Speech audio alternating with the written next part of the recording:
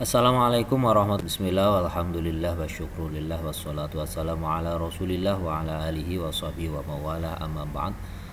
Baik, pada pertemuan hari ini kita akan membahas tentang rencana pembelajaran semester ya, rencana pembelajaran semester atau disingkat RPS, mata kuliah pendidikan agama Islam ataupun agama Islam baik Universitas Semarang dan juga Universitas Diponegoro ya, karena nama saya Muhammad Dhiya Ulami ya, kegiatan sehari-hari saya memang mengajar di Universitas Semarang dan juga Universitas Diponegoro. Oleh karena itu RPS ini juga saya gunakan di dua kampus ini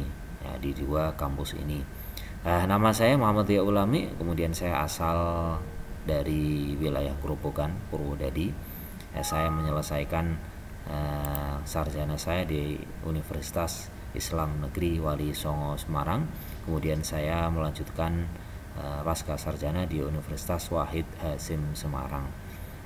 Baik, langsung saja kita membahas untuk RPS kita. Ini ada identitas mata kuliah kita, yakni pendidikan agama Islam ataupun agama Islam. Jumlah SKS-nya ada yang 3 SKS ataupun 2 SKS.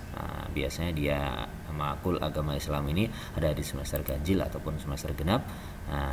Makul agama Islam ini termasuk kelompok mata kuliah MKWU ataupun MKU ya, mata kuliah wajib umum ataupun mata kuliah umum. Tujuan dari mata kuliah agama Islam ini nanti setelah kalian mengikuti perkuliahan, harapannya nanti mampu memahami pokok-pokok dari ajaran agama Islam. Yang kedua, kalian juga mampu menerapkan ajaran agama Islam sebagai sumber nilai dan landasan berpikir serta berperilaku dalam ilmu dan juga profesi yang kalian geluti ya. Sebagai seorang muslim tentunya landasan kalian di dalam berperilaku itu adalah ajaran agama Islam, karena kita sudah mengikat diri kita ya, dengan status muslim, maka apa yang kita lakukan baik ataupun buruknya, pantas ataupun tidak pantas, boleh dilakukan ataupun tidak boleh dilakukan, itu standar nilainya adalah standar nilai dari ajaran agama Islam. Kemudian yang ketiga, setelah kalian mengikuti perkuliahan ini, harapannya kalian mampu menyelesaikan masalah keagamaan dasar dalam kehidupan sehari-hari. Karena saya banyak menemukan hampir di setiap semester dalam mata kuliah agama Islam itu sudah sampai tingkatan mahasiswa itu pun terkadang masih ada yang belum bisa menyelesaikan masalah keagamaan dasar. Contoh misalnya saja bab wudu, bab bersuci saja. Ya, ketika saya bertanya kepada mahasiswa saya, biasanya banyak yang jawabannya masih belum benar. Ya, contohnya, ketika orang mau melaksanakan sholat, ya, mau melaksanakan sholat, maka mereka secara otomatis harus berwudu, harus suci, ya. Bersuci diantaranya dengan berwudu. Ketika orang itu mau sholat, dia harus berwudu dulu, dan setelah dia berwudu kemudian jalan kaki, ternyata tidak sengaja kakinya itu menginjak kotoran ayam misalkan saja ya, kotoran ayam, apalagi masih hangat tuh ya kotorannya. Kenapa? Karena tadi barusan ayam lewat situ kemudian mengeluarkan kotorannya. Pertanyaan saya, ketika mau tetap melaksanakan sholat, bagaimana caranya? Ada yang menjawab berwudu lagi Pak, ada yang menjawab ya dicuci dulu Pak, baru kemudian berwudu lagi. Lah, ini jawaban yang perlu kalian pahami, manakah nanti terus yang benar ya. Ini kalian harus belajar lagi tentang apa? Tentang yang namanya bab bersuci, bab wudhu, hal-hal yang membatalkan wudhu ya. Hal-hal yang membatalkan wudhu itu diantaranya keluarnya segala sesuatu dari dua jalan depan dan juga jalan belakang. Ada kentut, ada buang air kecil, buang air besar, dan lain sebagainya. Itu contoh kecil ya. Dia mengeluarkan ya kotoran, mengeluarkan najis, bukan terkena najis ya. Kalau sholat benar, sholat membawa najis, dia terkena najis, sholatnya tidak sah, sholatnya menjadi batal ya. Tapi kalau kemudian bab wudhu itu ketika dia setelah wudhu terkena kotoran, terkena najis, wudhunya tidak batal. Kalau wudhunya tidak batal, maka tidak perlu wudhu lagi Jadi harus bagaimana? Cukup disucikan atau dibersihkan yang terkena najis tadi. Jadi kakinya dibersihkan saja, tidak perlu wudhu lagi. Lah ini yang kemudian banyak mahasiswa yang mereka kemudian tidak bisa menjawab dengan baik, padahal itu masalah keagamaan dasar dalam kehidupan sehari-hari, baru bab bersuci. Nah, kemudian selanjutnya pendekatan yang kita gunakan dalam pembelajaran ada expository dan juga inquiry. Metode dalam perkuliahan ini ceramah, tanya jawab, ada pemecahan masalah dan juga studi kasus, ya, observasi lapangan. Kemudian tugas, ya, nanti ada makalah, ada presentasi, analisis buku, mentoring dan juga studi kasus, observasi lapangan. Medianya ada LCD di antaranya. Nilai akhir kalian itu nanti akan kalian dapatkan dari aktivitas kalian, keaktifan kalian, dari presensi dan juga partisipasi di kelas. Ada tugas membuat makalah, presentasi, analisis buku dan juga mentoring. Nanti sebagaimana yang saya berikan kepada kalian, ada ujian tengah semester dan juga ujian akhir semester. Maka nilai itu nanti akan diakumulasikan menjadi satu, maka muncullah nilai akhir kalian yang kemudian akan diindeks dalam nilai A, B, C, D ataupun E ini. Nah, kemudian rincian materi perkuliahan di setiap pertemuan ini. Di sini ada yang pertama, ya, perkuliahan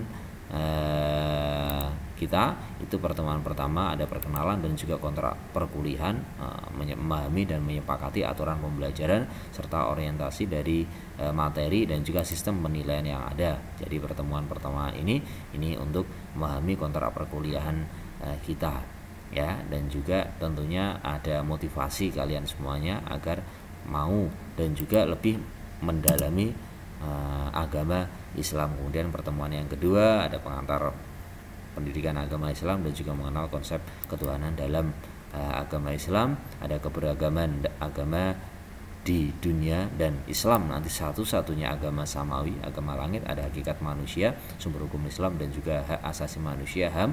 Ada konsep dan hakikat ibadah, kerukunan dan toleransi antar umat beragama dalam bangun jiwa nasionalisme, wawasan kebangsaan dan juga persatuan dalam keberagaman. Kemudian pertemuan yang ke-8 ada ujian tengah semester, ya, ada 50% dari materi dan juga 50% dari pembahasan nanti materi buku. Kemudian yang pertemuan yang ke-9 itu bab yang ke-8 ada sistem ekonomi Islam. Yang ke pertemuan yang ke-10 bab yang ke-9 kebudayaan dan peradaban Islam. Kemudian ada pendidikan anti korupsi dan upaya pemberantasannya dalam pandangan Islam. Ada etika moral akhlak dan aktualisasinya di dalam pandangan Islam. Ada ormas Islam dan upaya pencegahan radikalisme keagamaan. Karena sekarang ini banyak muncul ormas-ormas yang dia itu radikal. Nah, ini bagaimana kalian nanti bisa tercegah, nah, ya, dari faham-faham radikal ini. Kemudian ada pernikahan dalam pandangan Islam sebagai upaya meraih kebahagiaan yang hakiki. Ada emansipasi wanita dan juga kesetaraan gender. Dan pertemuan yang terakhir 16 itu adalah ujian akhir semester. Untuk sumber belajar kalian bisa kalian dapatkan dari buku apapun itu, ya, nanti silahkan saya berikan kebebasan untuk kalian untuk sumber belajar kalian. Kemudian catatan tugas kalian, tugas yang pertama nanti kalian akan membuat sebuah makalah dan mempresentasikan isi kandungannya kurang lebih 5 menit saja. Nanti videokan presentasi kalian itu, lalu upload ke YouTube dan kirimkan linknya saja ke nomor WA saya. Sedangkan filenya makalahnya nanti kirimkan langsung dalam bentuk PDF. Jumlah halaman dalam makalah 6-8 halaman. Dalam makalah harus memiliki dasar ayat Quran, ya, dan juga hadis, dan dibaca nanti ketika kalian presentasi. Apalagi bisa hafal, dapat nilai plus lagi. Sumber referensi dan buku dari buku dan juga dari internet. Makalah diketik rapi sesuai sistematika penulisan makalah. Penulisan sumber referensi boleh pakai footnote ataupun pakai innote-nya. Kemudian tugas yang kedua, membuat video sholat. Ya, pilih salah satu sholat dari sholat 5 waktu itu dan bacaannya nanti yang dibaca secara jahr, ya, secara keras dari niat sampai salam. Setelah itu kalian upload video itu ke YouTube dan kirimkan linknya ke nomor WA saya. Ini ada contoh sistematika penulisan makalah di sini. Nanti silakan kalian pahami. Ini ataupun kalian bisa belajar dari internet nanti bagaimana sistematika penulisan makalah. Ada cover, kata pengantar, ada kata pendahuluan, latar belakang, rumusan masalah, dan juga nanti ada pembahasan ditutup dengan kesimpulan dan daftar pustaka. Baik, demikian pertemuan kita pada pertemuan yang pertama ini. Semoga bermanfaat. Kita tutup dengan baca hamdalah bersama. Walhamdulillahirabbil alamin. Akhirul kalam. Wassalamualaikum warahmatullahi wabarakatuh.